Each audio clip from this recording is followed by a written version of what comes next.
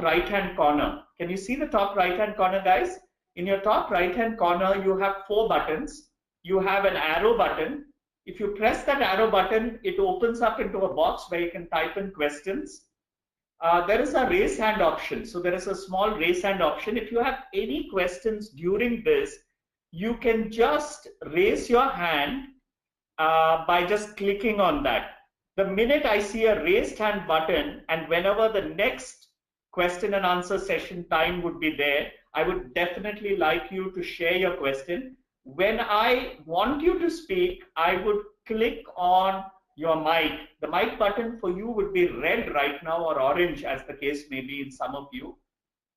If it turns green, that means your mic is on, and you can please feel free to share any of your questions at that time and interact with me and the rest of the group. So that's what we're going to be doing in the session, guys. Let's get started without further ado into the 4 modules that we are going to be talking about. The 4 modules are the current HR scenario, emerging career trends in HR, WHRB fellowship, and next step. As I said, I'll be spending about 15 minutes on each of the first 2, so it's half an hour, 10 minutes on the fellowship, and about a minute or 2 on the next step. So let's get started without further ado on the first of our topics. What is the current HR scenario? What is it about? How is HR changing? So guys, you are all senior HR professionals, and I know some of you are heading HR, some of you are managing HR in various places, units, etc. What is the current HR scenario about? Now, if you see the HR scenario, I think it's really going through a renaissance.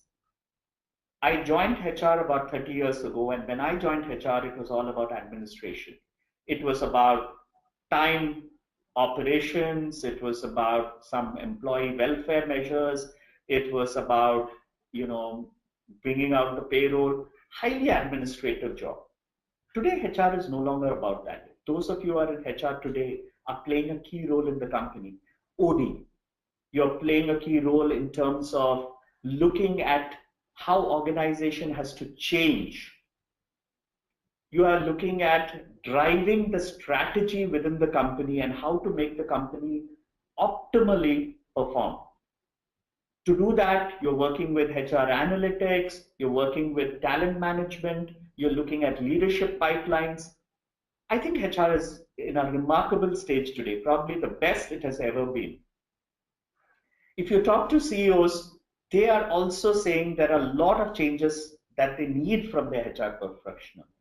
According to the World HR Survey, you would see that CEOs want HR people not to be administrative, but to be consultative. They want organizations to consult with the HR professional and the HR professional to drive change in the organization. The World HR Survey says that CEOs want you to map out your organizational strategy in HR and link it with the business strategy. So whatever is the business strategy of the organization, you need to map this with the HR strategy.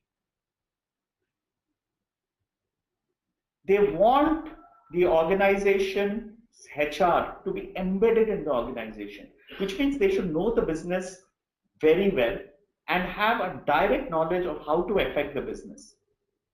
This is what CEOs want from the HR people.